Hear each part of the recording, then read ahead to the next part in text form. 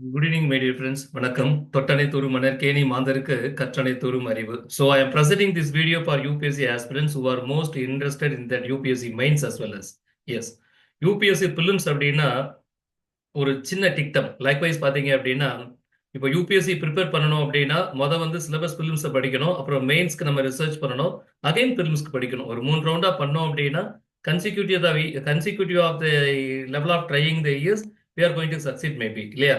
சரிங்க, நீங்க புரிஞ்சிருப்பீங்கன்னு நான் நினைக்கிறேன். Yes, let we discuss. So இந்த வீடியோல நம்ம இப்படி என்ன பார்க்க போறோம் அப்படின்னா ஃப்ரம் த கரண்ட் ஃபேக்ட்ஸ்ல இருந்து எப்படி மெயின்ஸ்க்கு நம்ம டிஸ்கிரிப்டிவ் டைப்ல ஆன்சர் எழுதுறது அப்படிங்கிற ஒரு வியூலையும், எப்படி சப்ஜெக்டை ரொம்ப தெளிவா அண்டர்ஸ்டாண்ட் பண்ணிக்கிறது அப்படிங்கிறதையும் நம்ம தெரிஞ்சுக்க முடியும். Yes, daily discusses. இன்னைக்கு நியூஸ் என்னன்னு பாத்தீங்க அப்படின்னா, the supreme court of India suggested temporarily appointing retired judges and ad hoc basis.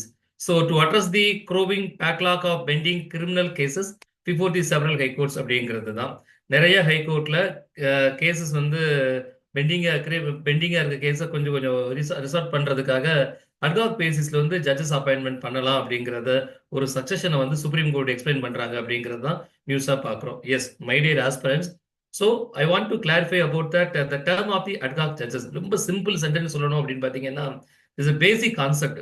ஒரு குறிப்பிட்ட வழக்கு அல்லது ஒரு குறிப்பிட்ட காலத்திற்கு மட்டும் அப்பாயின்மெண்ட் பண்ணக்கூடிய ஒரு அமைப்பு தான் அட்ஹாக் பேசிஸ்ன்னு சொல்றோம். இது சுப்ரீம் கோர்ட்டை பொறுத்த வரைக்கும், ஹை கோர்ட்டை பொறுத்த வரைக்கும் இட் வில் பி டிஃபர் அப்படிங்கிறது தான், கொஞ்சம் டிஃபரா இருக்கும் அப்படிங்கிறது தான். So first of all we have to get some clear idea about that ad hoc basis judges with respect to Supreme court of India. Yes, so likewise பார்த்தீங்க அப்படின்னா இப்போ என்ன பண்ண போறோம் அப்படின்னா article 170 127 as well as that article number 224 subclause A the differentiate அப்படிங்கிறத explain பண்றோம் இல்ல. இப்போ ஒரு ஆர்டிகல் நம்பர் 127க்கும் ஆர்டிகல் நம்பர் 224 என்ன டிஃபர் அப்படிங்கிறத தெரிஞ்சுக்க முடியும். Yes, article 127 explains when there is a lack of quorum of the permanent judges to hold or continue any sessions of the Supreme Court, the Chief Justice of India can appoint a judge of High Court as an ad hoc basis of the Supreme Court for a temporary period. So ad hoc basis of judges வந்து supreme கோர்ட்லயே நம்ம appoint பண்ண முடியும் அப்படிங்கறத article 127ல இருந்து நம்ம தெளிவுபடுத்திக்க முடியும். Yes, it has been clearly explain இல்லையா? அதே மாதிரி பாத்தீங்கன்னா article number 224 subclause A that mean provide and Indian constitutions allow the Chief Justice of High Court in with respect of all the states.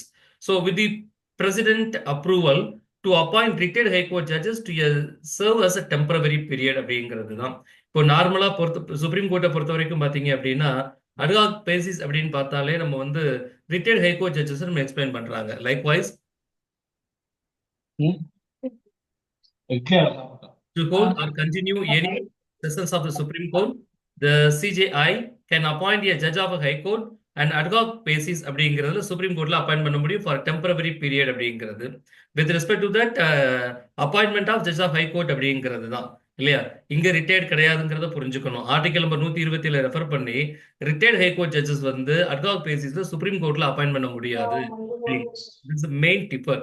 அதே மாதிரி ஆர்டிகல் 127 என்ன explain பண்றாங்க அப்படின்னா, so the permanent judges are hold or continue any sessions of the Supreme Court, the Chief Justice of India can appoint a judge of High Court to an ad hoc basis of the Supreme Court for a temporary period அப்படிங்கிறது. So India can, that means CJI can appoint a judge of High Court as an ad hoc basisல தான் பண்ண முடியும் article number 127 refer பண்ணி. So that is a point is clear. But இதே high court of refer பண்ணோம் அப்படின்னா article 224 has been clearly explained. The constitution so allow the chief justice of high court with the president approval to appoint retired high court judges to retired high court judges பொறுத்த வரைக்கும் high கோர்ட்ல நம்ம ad hoc பேஸ்ல appoint பண்ணி supreme கோர்ட்ல retired judges of high court appointment பண்ண முடியாது. That mean presiding இருக்கக்கூடிய ஹை கோர்ட் ஜட்ஜஸ் நம்ம சுப்ரீம் கோர்ட்ல அட்ஹாக் ஜட்ஜஸ் அப்பாயிண்ட் பண்ணுவாங்க. சார், அடுத்த டவுட் என்ன அப்படின்னா இஸ் a temporary period இல்லையா?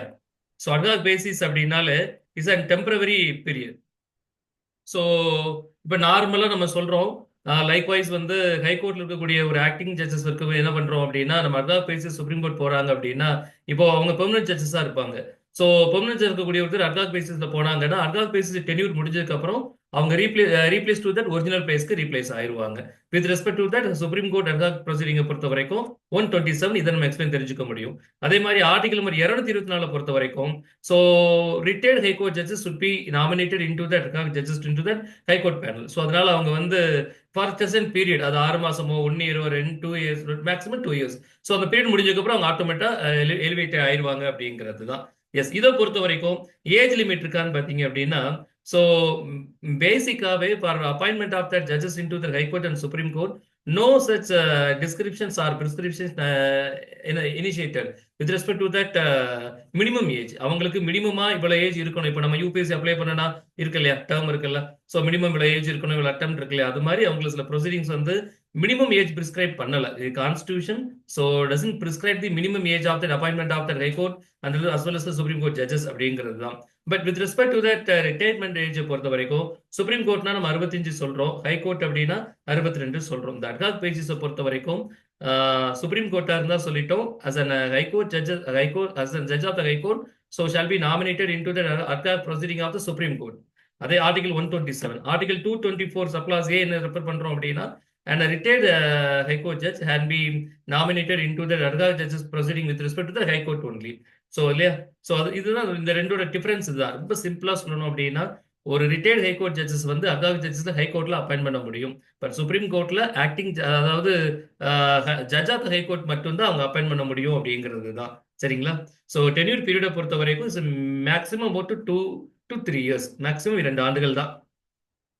இவங்களுக்கு நார்மலா ஒரு பெர்மனன்ட் ஜட்ஜஸ்க்கு இருக்கிறது போல எல்லா rules and regulation, allowances and emoluments எல்லாமே என்டர்டெயில் பண்ணிக்க முடியும்.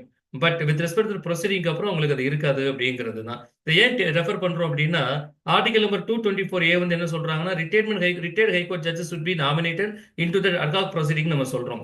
ஆனா ஹைகோர்ட்டை பொறுத்த வரைக்கும் 62 ஏஜ் வந்து லிமிட் வந்து ரிட்டையர்மெண்ட் ஏஜ். அப்போ 63 வயசுல ஒருத்தர் நாமினேட் பண்ண முடியுமானா ஆப்வியஸ்லி கண்டிப்பா நாமினேட் பண்ணிக்க முடியும் அப்படிங்கிறது தான் ஃபார் அ சர்டன் பீரியட். அப்படி எதுனால நம்ம அந்த பேர் என்ன சொல்றோம் அப்படின்னா அட்ஹாக் ஜட்ஜஸ் நம்ம சொல்றோம். எஸ், இந்த டிஃபரன்ஸ் உங்களுக்கு நான் புரிஞ்சிருக்குன்னு நான் நினைக்கிறேன். Yes, I want to explain about the further fact. Article 127 பொறுத்த வரைக்கும் என்ன கண்டிஷன்ஸ் அப்படின்னு பார்த்தோம் அப்படின்னா, the Chief Justice of India can appoint a judges of High Court as an ad hoc judges of the Supreme Court for a temporary period, already discussed. But the point is that after the consultation with the Chief Justice of India with respect to the concern of the High Court. இப்போ நார்மலா பொறுத்த வரைக்கும் ஒரு ஹைகோர்ட்ல ஒருத்தர் ஜட்ஜா இருப்பாங்க, அவங்க வந்து supreme கோர்ட்ல அட்ஹாக் ஜட்ஜஸ் அப்பாயிண்ட் பண்ணணும் அப்படின்னா, வெதர் இட்ஸ் கர்நாடகா, கேரளா, தமிழ்நாடு எந்த ஹைகோர்ட்ல இருந்தாலும் with respect to that high court அந்த ஹைகோர்ட்டுக்கு கூடிய கன்சர்ன் சீஃப் ஜஸ்டிஸ் அவங்க ரெக்கமெண்ட் பண்ணிட்டு, so after that consultation with the president அதுக்கப்புறம் தான் என்ன பண்ண முடியும் அப்படின்னா, so High Court of the judges should be nominated into that or appointed into that ad hoc basis judges of the Supreme Court அப்படிங்கிறது தான். So the point is has been clearly explained. After that consultation with the Chief Justice of High Court concern and with the previous consent of the president அப்படிங்கிறது தான். This is the procedure of the appointing responsibility of the ad hoc judges in front of the Supreme Court. இது totally differ compare பண்ணும்போது ஹைகோர்ட்டை compare பண்ணி டிஃபரா இருக்கும். இப்போ நார்மலா நம்ம 2 fact பார்த்தோம். ஆர்டிகல் வைஸ் வர்சா பார்க்கும்போது 127 ப்ரொசீடிங்ஸ் வேற, 224 ப்ரொசீடிங்ஸ் வேற. But condition stipulated totally differ also. இப்போ நார்மலா சிஜிஐ ரெக்கமெண்ட் பண்ணணும், அட்ஹாக் அப்பாயிண்ட் பண்ணணும் அப்படின்னா after that consultation with chief justice of the concern high court சொல்றோம். prior to that consent of the president நம்ம வேணும்னு சொல்றோம். இது is a normal procedure with respect to the appointment of the ad hoc judges into that Supreme Court நம்ம சொல்றோம். At the same time, so the same proceeding, the procedure with respect to that appointing ad hoc judges on behalf of that article 224 of that high court of that any of the state அப்படிங்கிறது தான் நார்மலா. So நார்மலா ஒரு name வந்து அவங்க nominate பண்ண விரும்பினாங்க அப்படின்னா, consult பண்ண போறாங்க அப்படின்னா, the chief justice must forward her name and detail on the duration of the appointment to the state chief ministers. இப்போ வந்து ஹைகோர்ட்ல வந்து ஒரு ஜட்ஜஸ் அப்பாயிண்ட் பண்ண போறாங்க, ஆக்டிங் அட்ஹாக் பேஸ்ல அப்பாயிண்ட் பண்ண போறாங்க அப்படின்னா, அப்போ ரிட்டையர்ட் ஹைகோர்ட் ஜட்ஜஸ் அவங்க நாமினேட் பண்ணுவாங்க. யாரை நாமினேட் பண்ண போறாங்க, எவ்வளவு காலம் நாமினேட் பண்ண போறாங்க அப்படிங்கிற டீடைல யாருக்கு ஃபார்வர்ட் பண்ணணும் அப்படின்னா, they have to forward their name and the detail of the duration for the appointment to the state of the chief minister, and then the chief minister will pass the recommendation to the union law minister, the central law minister. So again the central law minister, so with the consult of the chief justice of India, before forwarding the recommendation to that CJI, advise to the prime minister of India, and finally the prime minister will advise the president on whether to give approval or not அப்படிங்கிறது தான். இதுதான் proceeding of the 224 subclass A of that constitution with respect to the ad hoc judges of the high court. So நான் உங்களுக்கு ரெண்டு angle differ பண்ணியிருக்கேன். So article angle என்ன டிஃபருங்கிறத தெளிவுபடுத்தணும், ப்ரொசீடிங்ஸ்ல என்ன டிஃபர் அப்படிங்கிறத தெளிவுபடுத்தணும் இல்லையா? Yes, let we discuss again. One more fact is that என்னன்னு பார்த்தீங்க அப்படின்னா, ஸோ குவாலிஃபிகேஷன்ஸ் நம்ம எல்லாருக்குமே காமன் ஃபேக்ட் தெரிஞ்சது தான். ஸோ கண்டிப்பா he should be a citizen of India அப்படிங்கிறது தான் கண்டிப்பா இருக்கணும். But at the same time பார்த்தோம் அப்படின்னா, ஸோ சுப்ரீம் கோர்ட் குவாலிஃபிகேஷன்ஸை பொறுத்த வரைக்கும் அப்பாயிண்டிங் ஆஃப் தட் அட்ஹாக் ஜட்ஜஸ்க்கு என்ன சொல்றாங்க அப்படின்னா, நார்மல் ஒரு பெர்மனன்ட் ஜட்ஜஸ் சுப்ரீம் கோர்ட்டுக்கு என்ன குவாலிஃபிகேஷன்ஸ் இருக்கணுமோ அந்த குவாலிஃபிகேஷன் அவருக்கு இருக்கணும். அப்படி இருந்தா மட்டும்தான் அவர் என்ன பண்ண முடியும் அப்படின்னா அட்ஹாக் பேசிஸ்ல அப்பாயிண்ட் பண்ண முடியும். எனக்கு ஒன்றும் புரியலையே, இது கொஞ்சம் புரிய முடியாது சொல்லுங்க, எனக்கு புரியணும் அப்படின்னா ஐ வாண்ட் டு எக்ஸ்பிளைன் அபவுட். நார்மலா பாத்தீங்கன்னா நம்ம சுப்ரீம் கோர்ட் என்ன சொல்றோம், he should be a citizen of India. Well, அதே மாதிரி பாத்தீங்கன்னா அவர் ஹைகோர்ட்ல ஜட்ஜா 5 வருஷம் இருந்திருக்கணும், ஆர் அதர்வைஸ் ஹைகோர்ட்ல அட்வொகேட்டா 10 இயர் பிராக்டிஸ் பண்ணியிருக்கணும். இது ஒரு சுப்ரீம் கோர்ட் ஜட்ஜஸ் இருக்கக்கூடிய ஒரு பேசிக்கான குவாலிஃபிகேஷன் சொல்றோம். அதே மாதிரி பாத்தீங்கன்னா ஹைகோர்ட்டுக்கு என்ன குவாலிஃபிகேஷன் பார்த்தோம் அப்படின்னா he should be a citizen as a common fact. அதே மாதிரி பாத்தீங்கன்னா he should be a judicial officer for 10 years. அவர் ஜுடிஷியல் ஆஃபீஸரா 10 இயர்ஸ் அவர் இருக்கணும். அதே மாதிரி பாத்தீங்க அப்படின்னா so he should be an advocate practice of more than 10 years. 10 ஆண்டுகள் குறைவில்லாம அவர் பிராக்டிஸ் பண்ணிருக்கணும் அப்படிங்கிறது தான். இந்த ரெண்டுக்கும் டிஃபரன்ஸ் பாத்தீங்கன்னா ஹைகோர்ட்டை பொறுத்த வரைக்கும் ஸோ அவர் வந்து ஜுடிஷியல் ஆஃபீஸரா டிஸ்ட்ரிக்ட் லெவல்ல ஆர் மேஜிஸ்ட்ரேட் லெவல்ல ஒரு ஜுடிஷியல் ஆஃபீஸரா 10 இயர்ஸ் இருந்தா போதும், அவர் ஹைகோர்ட் ஜட்ஜஸ் நாமினேட் பண்ணிக்க முடியும். பட் சுப்ரீம் கோர்ட்டை பொறுத்த வரைக்கும் ஹைகோர்ட் ஜட்ஜஸாவே 5 வருஷம் அவர் பிராக்டிஸ் பண்ணிருக்கணும். இப்ப நார்மலா ஒரு ஹைகோர்ட் ஜட்ஜஸ் என்னவா இருப்பாங்க, ஒரு 10 இயர்ஸ் ஜுடிஷியல் ஆஃபீஸரா பிராக்டிஸ் பண்ணி இருந்திருக்கலாம், அல்லது 10 இயர்ஸ் அட்வொகேட்டா பிராக்டிஸ் பண்ண ஒருத்தர் அவர் ஹைகோர்ட் ஜட்ஜஸ் அப்பாயின்மெண்ட் பண்ணிருக்கலாம். அப்படிப்பட்ட ஒருத்தரை அட்ஹாக் பேசிஸ்ல சுப்ரீம் கோர்ட்ல அப்பாயின்ட் பண்ண முடியாது. ஏன் அப்படின்னா சுப்ரீம் கோர்ட்டோட அட்ஹாக் பேசிஸ்ல அப்பாயின்மெண்ட் என்ன குவாலிஃபிகேஷன் பிரிஸ்கிரைப் பண்றாங்க அப்படின்னா it should be followed by that permanent judges of the supreme court. Permanent judges supreme கோர்ட்டுக்கு என்ன வேணுமோ அது வேணும். அப்ப அங்க என்ன வேணும்? ஸோ சுப்ரீம் கோர்ட் ஜட்ஜஸ் பொறுத்த வரைக்கும் பாத்தீங்க அப்படின்னா high court of judges of 5 years 5 ஆண்டுகள் அவங்க இருந்திருக்கணும். சரிங்களா? அப்போ ஹைகோர்ட்ல யார் 5 ஆண்டுகள் ஜட்ஜஸா இருக்காங்களோ அந்த குவாலிஃபிகேஷன்ஸ் யார் இருக்கோ அவங்க மட்டும்தான் ad hoc basis into that supreme கோர்ட்ல நாமினேட் பண்ண முடியும் அப்படிங்கிறது தான். For not all the judges of the high court அப்படிங்கிறது தான். Because the qualification of the high court it totally differ from that supreme court of the high court அப்படிங்கிறது தான். எஸ், இதை புரிஞ்சிருப்பீங்கன்னு நான் நினைக்கிறேன். Yes, so let me discuss about the qualification of that high court. இப்போ high கோர்ட்டை பொறுத்த வரைக்கும் ரிட்டையர்ட் ஜட்ஜஸ் சொல்லிட்டோம். அப்போ என்ன குவாலிஃபிகேஷன்ஸ் இருக்கணும்? அட்ஹாக் பேசிஸ்ல ஹை கோர்ட் ஜட்ஜஸ்ல அப்பாயிண்ட் பண்ணணும் அப்படின்னா கண்டிப்பா நம்ம டிஸ்கஸ் பண்ணது போல ஒரு சிட்டிசனா இருக்கணும். 10 இயர்ஸ் வந்து ஜுடிஷியல் ஆஃபீஸரா ஒரு ஃபங்க்ஷன் பண்ணியிருக்கணும். 10 இயர்ஸ் வந்து ஒரு அட்வொகேட்டா ஒரு ஹை கோர்ட்ல பிராக்டிஸ் பண்ணியிருக்கணும். இதெல்லாம் இருந்தா அட்ஹாக் ஜட்ஜஸ் ஆஃப் ஹை கோர்ட்ல ரிட்டையர்ட் ஜட்ஜஸ் அவங்க என்ன செய்ய முடியும் அப்படின்னா அப்பாயிண்ட் பண்ண முடியும் அப்படிங்கிறது தான். எஸ், அதே மாதிரி பாத்தீங்க அப்படின்னா the provision is totally differ with respect to that acting judges and also likewise additional judges அப்படிங்கிறது தான். இப்போ acting judges additional judges பொறுத்த வரைக்கும் பாத்தீங்கன்னா இந்த tenure of the period should be followed. Tenure of the period likewise பாத்தீங்க அப்படின்னா ஜுடிஷியரியை பொறுத்த வரைக்கும் at the time of the retirement of the age தான். ஸோ அவர் 62 வயது நிரம்பியவராக இருந்தா supreme court high court 65 supreme court நம்ம சொல்றோம். இப்போ இந்த additional and also acting judges totally differ from the basis of the ad hoc judges அப்படிங்கிறது தான். நான் உங்களுக்கு அட்ஹாக் ஜட்ஜஸ் பத்தி தெளிவா சொல்லணும்னா அப்படின்னா ஒரு குறிப்பிட்ட வழக்கு அல்லது ஒரு காலத்திற்கு மட்டும் ஒரு அப்பாயின்மெண்ட் நம்ம சொன்னோம். ஆர்டிகல் 127 என்ன தெரிஞ்சுக்கிட்டோம்? ஒரு ஹைகோர்ட்ல இருக்கக்கூடிய ஒரு ஜட்ஜ் தான் சுப்ரீம் கோர்ட் ஜட்ஜஸ் இருக்கக்கூடிய குவாலிஃபைடா இருக்கக்கூடிய ஒருத்தர் தான் அட்ஹாக் பேசிஸ்ல சுப்ரீம் கோர்ட்ல அப்பாயிண்ட் பண்ண முடியும்னு தெரிஞ்சுக்கிட்டோம். Article number 127 127. அதே மாதிரி ஆர்டிகல் நம்பர் 224 சப்கிளாஸ் ஏல என்ன தெரிஞ்சுக்கிட்டோம் அப்படின்னா any one of the retired high court judges so may be nominated into that ad hoc basis with respect to that high court judges னு சொன்னோம். இவங்க ரெண்டு பேருமே பாத்தீங்க அப்படின்னா so ad hoc basisல வந்து they are apart from that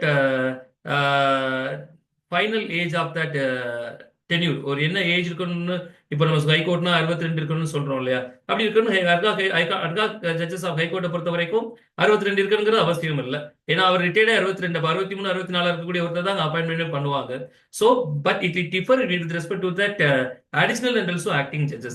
It's also nominated, represented and requested in the same kind manner, but the post proceeding so strictly followed. Likewise, an acting judge hold office until the permanent judge resume his office. Likewise, both the additional and acting judge cannot hold office after the attaining age of 62 years. Normally, acting and also additional judges வந்து அடிஷனலா appoint பண்ணக்கூடிய ஒரு persons தான். So இவங்க வந்து ஒரு original judges வந்து replace பண்ணிட்டாங்கன்னா அவங்க டென்யூர் வந்து என்ன சொல்றது என் டு தட். இல்ல அப்படின்னா அவங்க 62 வயசு ஆயிட்டுன்னா ஆட்டோமேட்டிக்கா அந்த டென்யூர் வந்து கம்ப்ளீட் ஆயிடும். பட் அட்ஹாக் பேசிஸ்ல அப்படி இல்ல அப்படிங்கறது தெளிவுபடுது. It's differ compared to that additional and also acting judges அப்படிங்கிறது தான். சரிங்களா? எஸ். ஸோ இந்த 3 ஃபேக்டர் ரொம்ப கிறிஸ்டலா உங்களுக்கு கிளியர் பண்ணியிருக்கேன். உங்களால புரிஞ்சுக்க முடியும்னு நான் நினைக்கிறேன். பட் இன்னைக்கு நியூஸ் டிஸ்கஸ் பண்ணும்போது பாத்தீங்கன்னா when can an ad hoc justice be appointed எப்ப பண்ண முடியும் அப்படிங்கிறது தான். இதை பொறுத்தவரைக்கும் ரொம்ப ஃபேமஸான ஒரு கேசஸ் இருக்குங்க. So Lok Prahari and also versus union of India 2021 case. இது என்ன அப்படின்னு பாத்தீங்க அப்படின்னா supreme court clearly held that the recommendation has to be rooted through the collegium of the Supreme Court. நீங்க வாட்டுக்கு ஏகமானதா பண்ணிடக்கூடாதுங்க, அனானிமஸா பண்ணிடக்கூடாதுங்க. So the recommendation that be so rooted through the collegium of the Supreme Court அப்படிங்கிறது தான் இல்லையா? Collegium of the supreme கோர்ட்னா என்ன? இப்போ நார்மலா appointing judges of that ஹைகோர்ட்டை பொறுத்த வரைக்கும் ஸோ இது நார்மலா ஒரு பெர்மனன்ட் பாடி நம்ம சொல்றோம் இல்லையா? ஒரு permanent judges of high court appoint பண்றதா இருக்கட்டும், அல்லது judges of the supreme court appointment பண்றதா இருக்கட்டும், ஸோ அல்லது promotions and chief justice of India and so chief justice of high court with respect to state அப்படிங்கிற எல்லா போஸ்டிங்ஸ்லயுமே கொலிஜியம் அப்படிங்கிற டேர்ம் யூட்டிலைஸ் பண்றோம். இந்த கொலிஜியம் அப்படின்னா என்னன்னு பாத்தீங்க அப்படின்னா சுப்ரீம் கோர்ட்டா இருந்தா so CJI chief justice of India இருப்பாங்க, அவங்க கூட plus 4 senior most judges of the supreme court. So இந்த 5 பேர் சேர்ந்து தான் கொலிஜியம். இவங்க தான் என்ன பண்றாங்க அப்படின்னா என்ன மாதிரி பேசிஸ்ல யாரை ரெக்கமெண்ட் பண்ணணும், யாரை ப்ரொமோட் பண்ணணும், யார் அலோகேட் பண்ணணும் அப்படிங்கிற டேர்ம் அவங்க வந்து கவர்மெண்ட்க்கு ப்ரொசீட் பண்றாங்க. Collegium so forward that list of that judges of the Supreme Court and also promotion and also proposal list to that Supreme Court அப்படிங்கிறது தான். The same dictum should be laid on into that High Court. High Court பொறுத்த வரைக்கும் collegium அப்படின்னா high கோர்ட்ல இருக்கக்கூடிய chief justice. இப்போ high court அப்படின்னா chief justice சொல்றோம், சுப்ரீம் கோர்ட்னா சீஃப் ஜஸ்டிஸ் ஆஃப் இந்தியா சொல்றோம் இல்லையா? அப்ப ஹை கோர்ட்ல யார் இருப்பா? சீஃப் ஜஸ்டிஸ் நம்ம சொல்றோம். சோ அப்ப அந்த ஹை கோர்ட்ல இருக்கக்கூடிய chief justice plus 2 senior most justice of the high court, இவங்க ஒரு டீம் தானே சொல்றோம் அப்படின்னா collegium of the high court. எப்படி சுப்ரீம் கோர்ட்ல appointment and proceedings proposal promotions வந்து சுப்ரீம் கோர்ட் கொலிஜியம் ரெஃபர் பண்றாங்களோ அதே மாதிரி ஹை கோர்ட் பொறுத்த வரைக்கும் யார் ரெஃபர் பண்ணுவாங்க அப்படின்னு பாத்தீங்கன்னா லைக்வைஸ் ஹைகோர்ட் கொலிஜியம் ரெஃபர் பண்ணுவாங்க. ஸோ இப்போ இந்தியாவில் நம்ம ரெஃபர் பண்ணும்போது பார்த்தீங்கன்னா 2014 that mean 99th constitutional amendment act 99வது கான்ஸ்டியூஷன் அமெண்ட்மெண்ட் ஆக்ட் 2014ல ஒரு கமிஷன் ஃபார்ம் பண்ணாங்க. என்னன்னு பாத்தீங்க அப்படின்னா நேஷனல் ஜுடிஷியல் அப்பாயின்மெண்ட் கமிஷன்ஸ், இந்த கொலிஜியம் சிஸ்டத்துக்கு ரீப்ளேஸ்மெண்டா so national judicial appointment commission ஒன்று ஃபார்ம் பண்ணலாம்.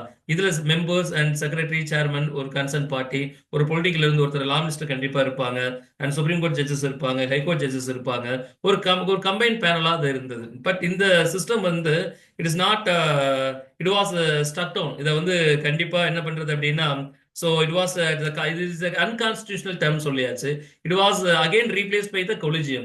2014 national judicial appointment of commission so was formed by way of 99 constitutional amendment act அப்படிங்கிறது தான். but it was again replaced by the system of collegium because as it was stuck down, அதை நம்ம remove பண்ணியாச்சுங்க. So இப்போ வரைக்கும் இந்தியாவில் என்னதான் refer பண்றோம் அப்படின்னா ஸோ கொலிஜியம் சிஸ்டம் தான் ரெஃபர் பண்றோம் இல்லையா? ஸோ இதுதான் இந்த டேர்ம் நம்ம சொல்றோம். So with respect to that appointment of the ad hoc judges into that high court, the Supreme Court held that the recommendation has to be rooted through the collegium of the Supreme Court அப்படிங்கிறது தான். Supreme collegium மூலியமா root பண்ணி வரணும் அப்படிங்கிறது தான். நார்மலா நம்ம ad hoc judges of the Supreme Court ஒரு ப்ரொசீஜர் பார்த்தோம், ad hoc judges with respect to the high court வந்து ஒரு ப்ரொசீஜர் பார்த்தோம். But even though so it is clearly recommended so it has to be rooted through the collegium of the Supreme Court with respect to that ad hoc justice of the Supreme Court or with respect to the high court அப்படின்னா high court collegium வந்து அவங்க rooted பண்ணி பண்ணணும் அப்படிங்கிறது தான். S.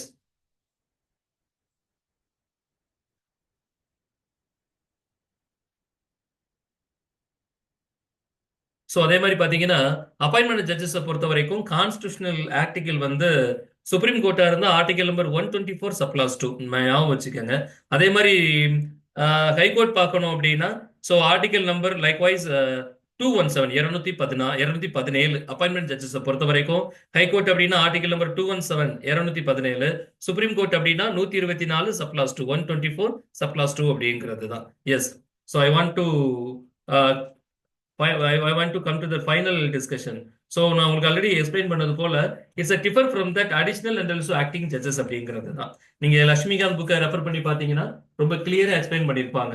I want to read again. So the president can appoint duly qualified person as additional judges of the High Court for a temporary period not exceeding 2 years when there is a temporary increase in the business of High Court or there are areas of work in the High Court.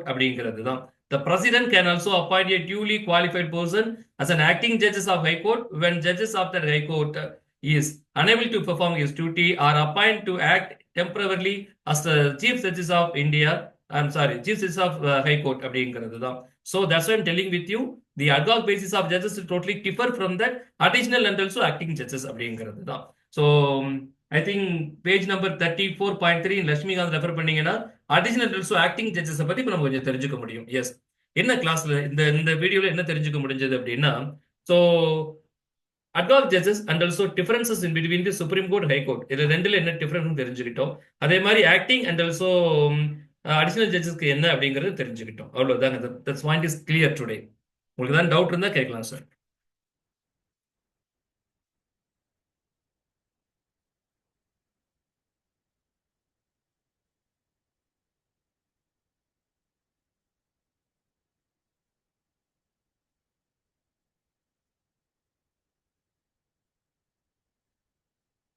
S, நீங்க புரிஞ்சிருப்பீங்கன்னு நினைக்கிறேன். நாளைக்கு ஒரு நல்ல கிளாஸ்ல மறுபடியும் சந்திக்கலாம். சரிங்களா? It was nice talking with all of you. Thank you so much sir. Good night sir. Good night.